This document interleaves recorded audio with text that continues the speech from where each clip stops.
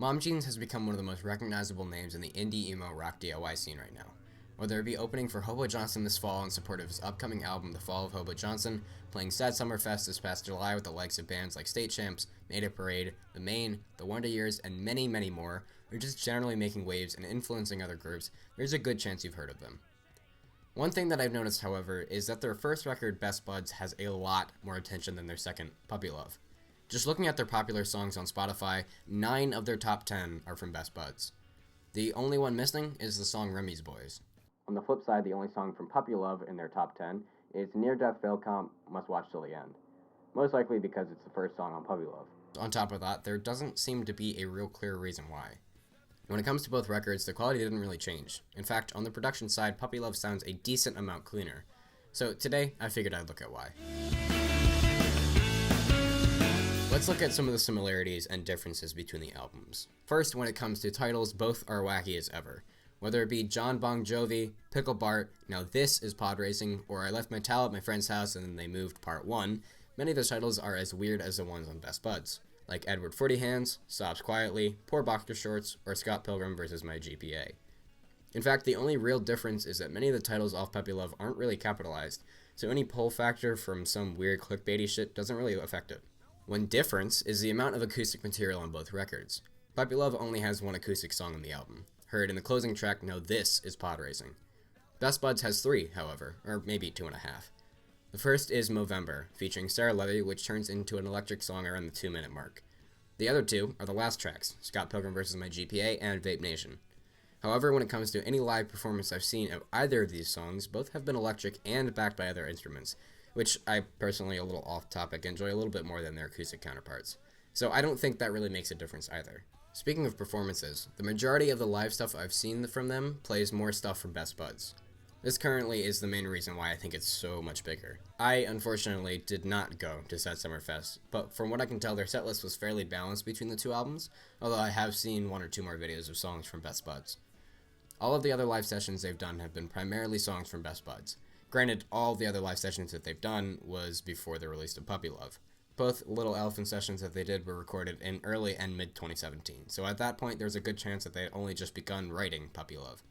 Their Audio Tree live session, however, did include 1 song for Puppy Love, Season 9, Episode 2-3. Although Eric did mention that at this point it was a new song, so there's a good chance Puppy Love wasn't quite a thing yet.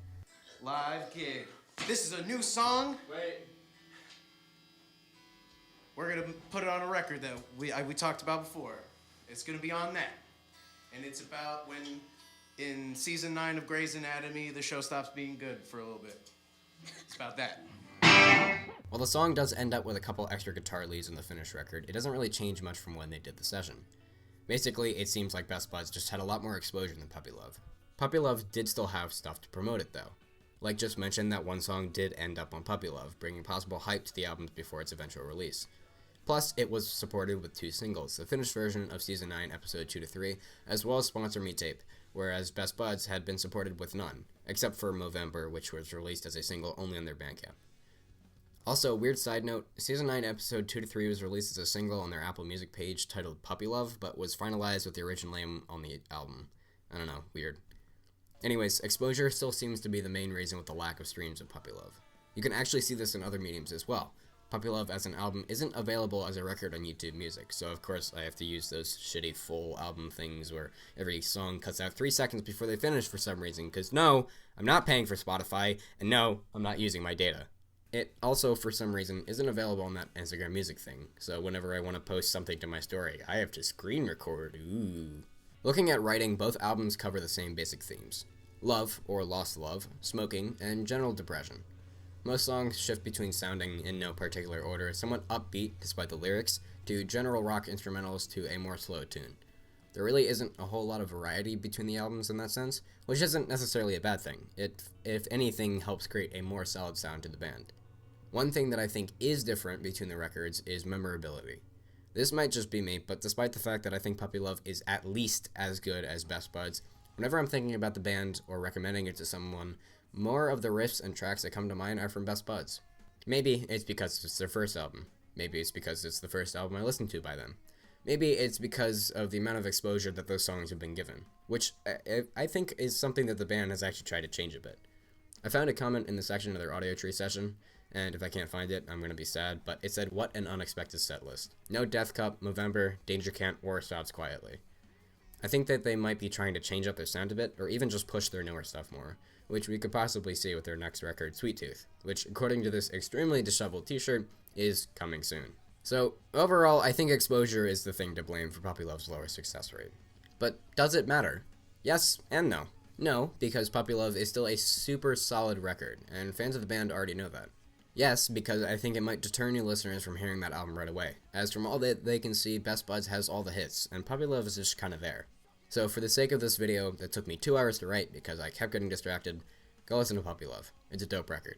And if you haven't listened to Mom Jeans at all, yet somehow made it to this point in the video, go listen to Puppy Love. It's a dope record. And that's the first vid done. I'm going to try and make some more throughout the school year this year. I have a couple planned already. If you guys want to check out Mom Jeans, I'm going to have some of their info and fun stuff linked in the description. Thanks again for 10,000 views in the Dance Gavin Dance video. That's crazy. I don't know why it blew up so big, but I also don't have a problem with it. Anyways, that's all for me for now. I'll see you on the next one. Bye.